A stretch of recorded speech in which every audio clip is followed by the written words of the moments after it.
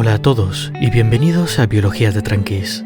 Espero que hayáis pasado unas buenas navidades y que hayáis podido descansar. Yo me he tomado un descanso un poco largo del programa, la verdad, pero en mi defensa he aprovechado el tiempo para leer sobre temas que pienso tratar en episodios futuros, así que no es todo tiempo perdido.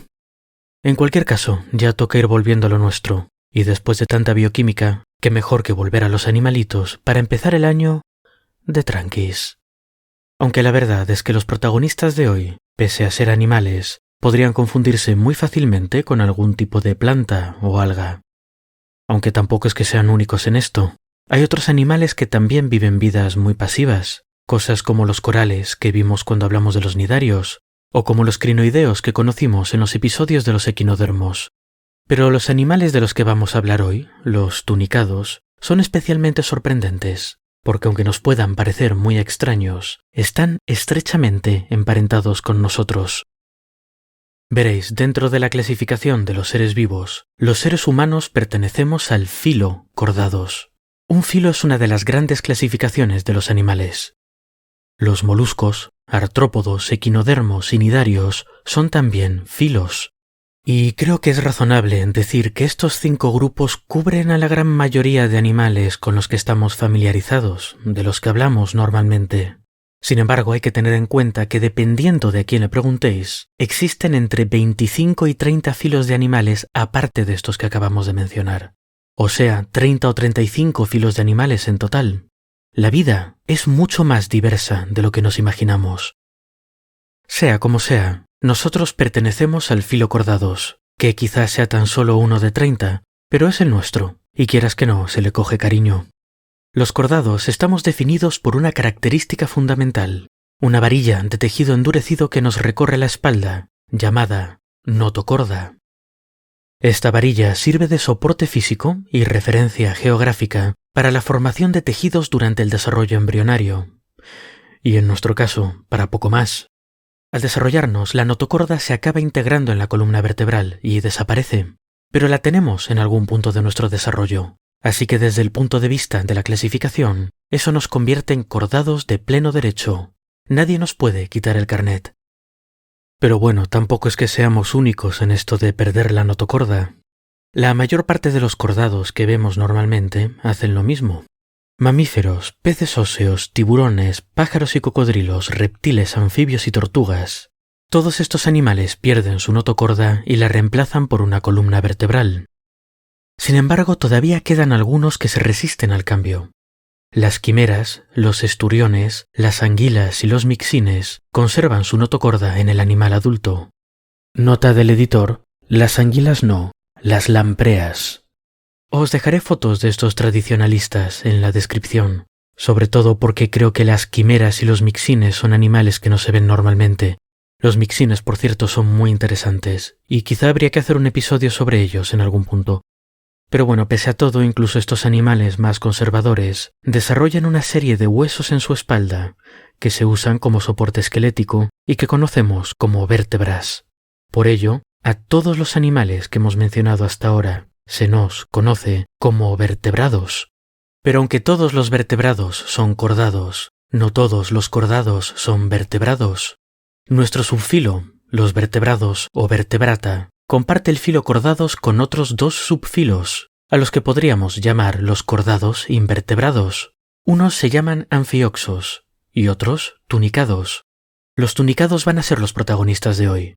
Pero me gustaría hablar primero un poquito de los anfioxos, aunque sea de forma breve, porque nos van a ayudar mucho a entender por qué los tunicados son tan interesantes.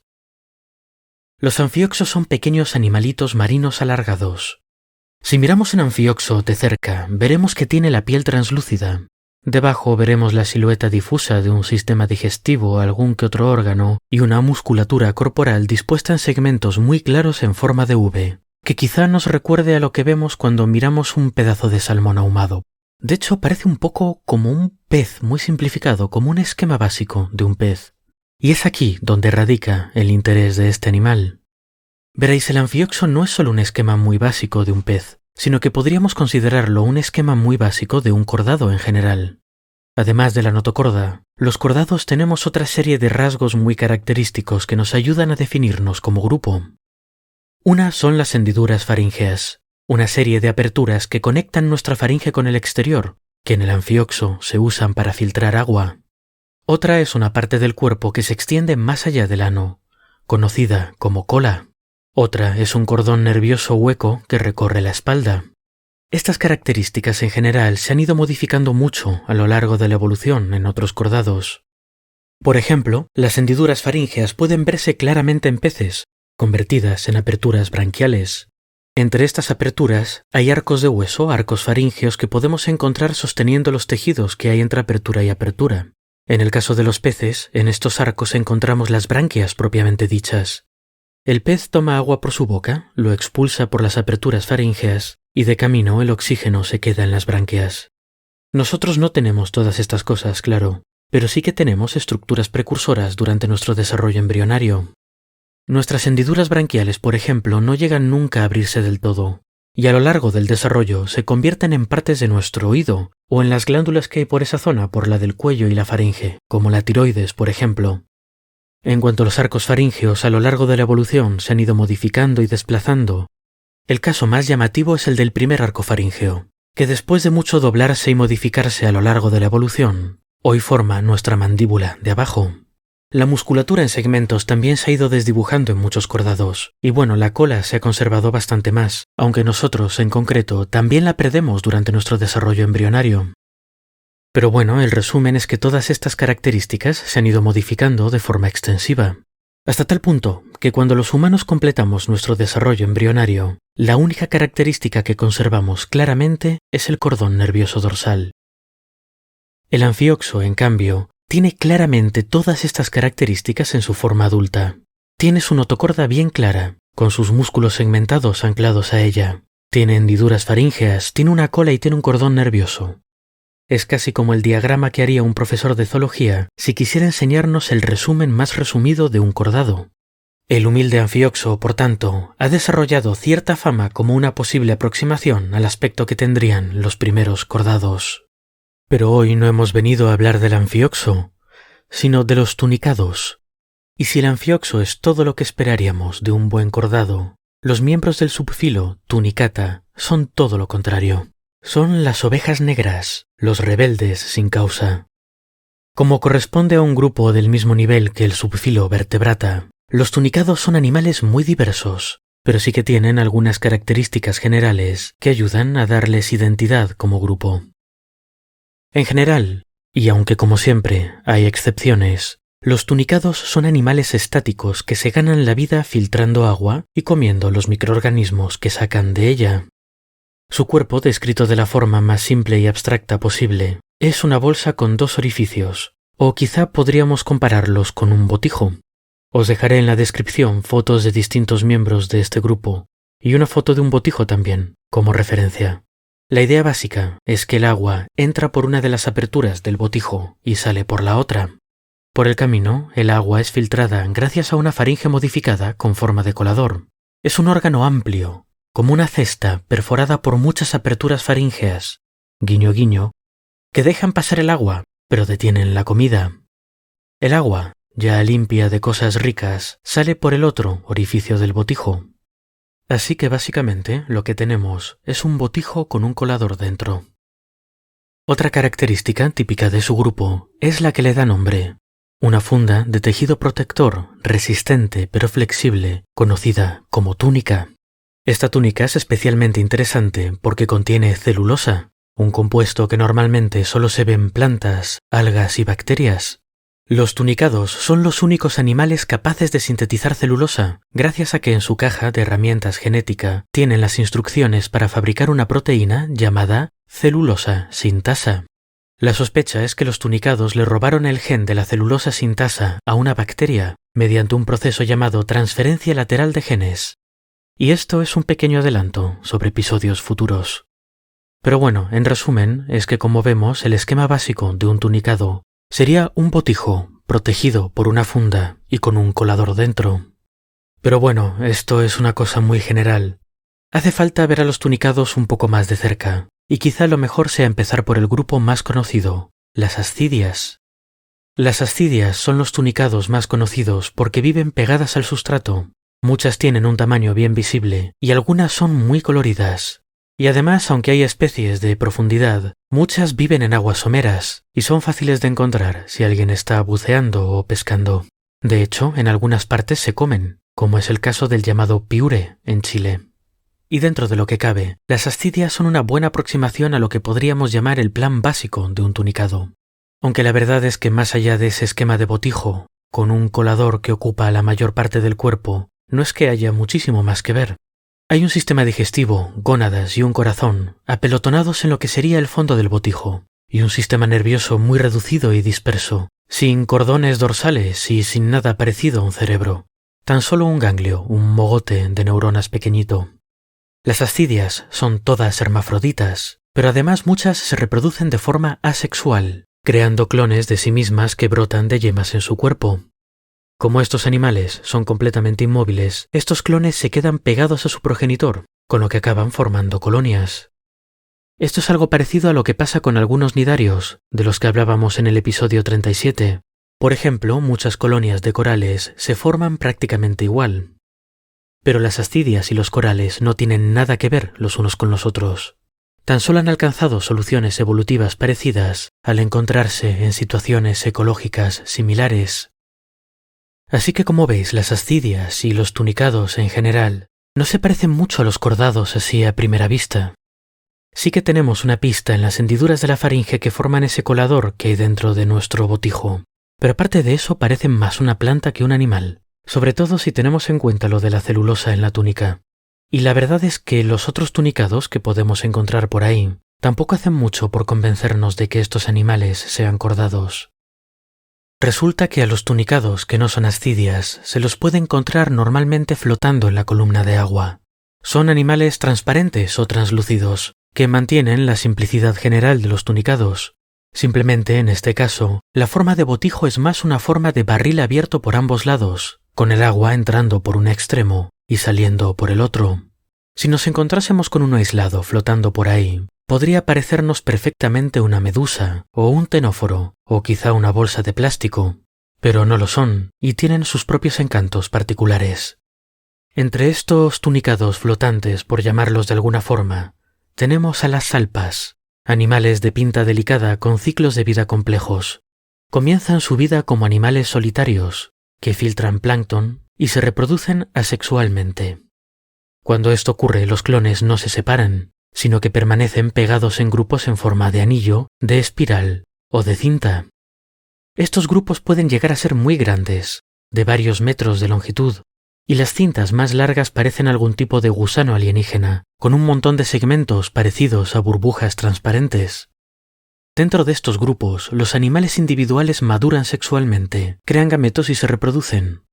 El resultado de esta reproducción sexual son nuevas formas solitarias que volverán a comenzar el ciclo. Pero si hablamos de gusanos alienígenas, tenemos que hablar de los pirosomas. Son tunicados muy pequeños individualmente, pero que se unen mediante una túnica gelatinosa para formar colonias. Las más grandes tienen forma de tubo cerrado por un lado y pueden llegar a medir 15 o 20 metros de largo y más de 1 metro de diámetro. Los animales forman la estructura del tubo, las paredes, toman agua de fuera, la filtran y la expulsan al centro del tubo. La corriente colectiva creada por todos estos animales juntos hace que estos tubos se muevan lentamente, aunque más que nada suelen flotar de forma pasiva con las corrientes, tampoco es que sean grandes nadadores. Y además, estos animales son bioluminiscentes, así que el efecto general es el de un enorme gusano alienígena flotante que se retuerce a través del océano emitiendo un brillo fantasmal. Bastante inquietantes, pero completamente inofensivos. Como vemos, los tunicados son animales extraños. Quizá no los más extraños del mundo, pero sí que cuesta creer que sean cordados. Pero las apariencias engañan, y el misterio de los tunicados se resuelve muy fácilmente si observamos el desarrollo de las ascidias. El resultado de la reproducción sexual en ascidias es una larva móvil que vive en la columna de agua. Se la llama larva renacuajo y es un nombre muy descriptivo. Tienen una cabeza gorda, con un pequeño cerebro, un cordón nervioso que les recorre la espalda, una cola nadadora y una clarísima notocorda. Se parecen un poco a los anfioxos, y cualquier zoólogo que viese una larva renacuajo pensaría inmediatamente: «Mira, un cordado».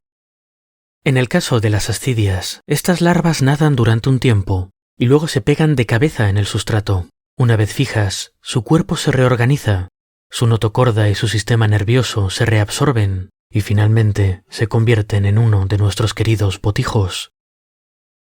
En otros grupos la cosa funciona de forma diferente. En salpas y pirosomas no hay fase de larva libre, sino que los óvulos se desarrollan dentro de un progenitor. En estos casos es más difícil identificar a estos animales como cordados, pero por suerte para los zoólogos, la ascidia conserva claramente un rastro de su historia evolutiva, y no es la única. Nos queda por mencionar un grupo muy interesante de tunicados llamados larváceos. Se llaman así porque, a diferencia de otros tunicados, los larváceos conservan una forma parecida a la de su larva cuando son adultos, incluyendo un cordón nervioso y una notocorda. Los larváceos son también curiosos porque son tunicados desnudos. En vez de tener una túnica fija que forma parte de su cuerpo, fabrican túnicas grandes y temporales que los rodean como si fuesen una burbuja. En el centro de estas construcciones, el animal agita la cola para crear corrientes y la estructura actúa como un embudo, recogiendo y concentrando comida. Cuando esta casita se atasca o se deteriora, el larváceo la abandona y despliega una nueva, que suele tener prefabricada. Son unos animalitos muy previsores. Estas casas son muy elaboradas, y es curioso que unas criaturas en apariencia tan simples puedan tener un comportamiento tan complejo, pero ahí están. Los larváceos también son interesantes porque durante mucho tiempo se pensó que quizá los cordados originales habrían sido parecidos a tunicados, animales simples, con poca movilidad y filtradores. Se hipotetizaba que quizá en algún punto las larvas de algún grupo parecido a tunicados comenzaron a no realizar la metamorfosis y a alcanzar la madurez sexual en esa forma de renacuajo. A este tipo de proceso se lo conoce como neotenia, y hablamos un poco de él en el episodio del ajolote. Según esta hipótesis, estas larvas precoces habrían dado lugar a nuestros antepasados, a algo parecido a los anfioxos modernos. Es una hipótesis bonita, pero la verdad es que en los últimos años los datos moleculares han ido quitándole fuerza. Es probable que los tunicados sean simplemente primos del resto de los cordados que se separaron muy temprano en la evolución, y que a lo largo de su propio camino evolutivo se han ido especializando y diversificando a su manera. Pero los larváceos nos demuestran que la hipótesis de la neotenia no es ninguna tontería. Ellos son un ejemplo viviente. Nota del editor. Aunque cuidado con esto también, porque otra hipótesis alternativa es que los larváceos son representativos de los ancestros del resto de los tunicados. Es decir, en algún punto todos los tunicados eran animales de vida libre, parecidos a la larva de ascidia, y luego evolucionaron para volverse más pasivos. Pero bueno, resumiendo, los tunicados son definitivamente cordados, y cordados de pleno derecho. La larva lo demuestra. Es verdad que la mayoría de los adultos no tienen notocorda, o cola, o cordón nervioso, pero como vimos antes, a nosotros también nos falta la notocorda, y nos falta la cola, y nos faltan las aperturas faríngeas. Al igual que los tunicados, somos animales altamente derivados cuando se nos compara con el esquema básico del anfioxo, y las características que nos revelan como cordados solo aparecen cuando miramos muy de cerca nuestro desarrollo embrionario. Así que aunque tengamos la tentación de llamar a los tunicados rebeldes o raritos, quizás sea mejor contenernos, porque desde el punto de vista del anfioxo, del cordado modelo, del perfectito de la familia, nosotros somos igual de raritos o más que una ascidia cualquiera. Hasta la próxima, y espero que hayáis disfrutado el episodio.